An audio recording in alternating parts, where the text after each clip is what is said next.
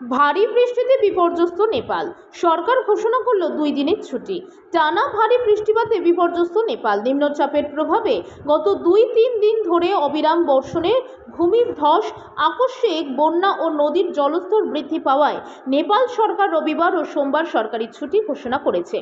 স্বরাষ্ট্র সচিব রামেশ্বর দঙ্গল জানিয়েছেন, 6 অক্টোবর পর্যন্ত উচ্চ সতর্কতা জারি থাকবে। এই সময় সব সরকারি স্কুল, কলেজ, অফিস এবং প্রতিষ্ঠান বন্ধ থাকবে। তবে দুর্যোগ ব্যবস্থাপনা সংক্রান্ত দপ্তরগুলিতে ছুটি নেই। ভারপ্রাপ্ত প্রধানমন্ত্রী সুশীলা কার্কি জানিয়েছেন, প্রশাসন সম্ভাব্য সব পরিস্থিতি মোকাবিলায় প্রস্তুত। সেনা, পুলিশ ও স্বাস্থ্যকর্মীদের প্রস্তুত থাকতে নির্দেশ দেওয়া হয়েছে। শনিবার পর্যন্ত প্রাপ্ত তথ্যে রাউতহাটে সর্বাধিক 270 মিমি বৃষ্টিপাত রেকর্ড হয়েছে, গৌড়ে 243, পারসার মুডলিতে 231 এবং বীরগঞ্জে 221.6 মিমি বৃষ্টিপাত হয়েছে। লাগাতার বৃষ্টির জেরে কাঠমান্ডুর প্রবেশ ও প্রস্থান বন্ধ করে দিয়েছে প্রশাসন। শনিবার সকাল থেকে অভ্যন্তরীণ বিমান চলাচল স্থগিত। পর্যটকদের আপাতত হোটেলে থাকার পরামর্শ দেওয়া হয়েছে। ভূমিধসের কারণে একাধিক পাহাড়ি রাস্তা ক্ষতিগ্রস্ত হয়েছে। উদ্ধার কাজে সেনা মোতায়েন করা হয়েছে এবং বিপদগ্রস্ত মানুষের নিরাপদ স্থানে সরিয়ে নেওয়া যাওয়া হচ্ছে। সংবাদ পাঠে অঙ্কিতা कुण्डु। कति 21 वर्षको भर्खर थियो हो। त्यति बेला यस्तै यही हो, 2 तारिकको दिन टिकै थियो, 4 तारिकको दिनै परेको थियो। त्यो 2 तारिक टिका थियो, त्यति बेला त 4 दिन छुट्टी दिन्थ्यो, 5 दिन त निकालिहाल्थ्यो। अनि लेबरहरू चाहिँ काममा गएको थियो त्यो दिन चाहिँ।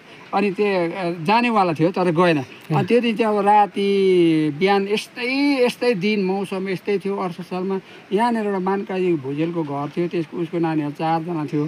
बुढाबुढी चाहिँ बाँचेर उता त्यो दावा तामाङको घरमा गएछ। त्यहाँ नानीहरू 4 जना चाहिँ त्यो स्पट डेट त्यो लास पनि पाएन क्या। अनि त्यसमा एकजना तेजबहादुर राई भन्ने कमानको चौकीदार छ, ऊ पनि आएर बिचरा त्यो दसैँमा गफसप गर्न आएको थियो होला, यहाँ बसेर ऊ पनि भेटेन, उसलाई पनि भेटेन। अनि त्यति बेला चाहिँ अब कुमार खवास बिचरा उहाँ बित्नुभयो। ऊ चाहिँ यताबाट भागेर यही हो घर, यही घरमा चाहिँ भागेर गएर चाहिँ बिचरा उसको पनि त्यो चियादारले चाहिँ यसरी काटेर क्या, चट्टै भुँडी काटेर भुँडी निक्ल्यो। त्यस्तो अवस्था थियो। र त्यति बेला अहिले यस्तो मिडियाको जमाना थिएन। अनि सब मान्छे मिलेर बोकेर हस्पिटल लगेको। र अहिले त कमसेकम मिडिया छ र मान्छेले यहाँ हार गुहार पाएर यो गाई सबले अलिक चल्दै निकालेको छ।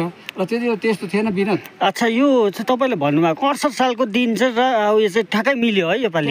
एकदमै मिल्यो। 4 तारिक नै पानी त्यस्तै, तर बार मात्रै मिलेन क्या। त्यो चाहिँ बुधबार परेको थियो। अच्छा, बुधबार परेको थियो। यसपालि चाहिँ हिजो चाहिँ शनिबार राति, अहिले आइतबार बिहान पऱ्यो क्या। 3-4 दिन। र यो सबैले जतिजना साथीहरूसँग, अब मेरो समकालीनहरूसँग हिजो अस्ति पनि फोन गर्दै लय के अरे यसपालि त अवसरको जस्तो हुने जस्तो छ।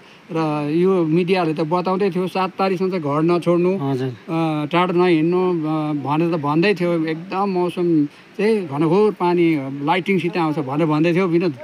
हुन्छ।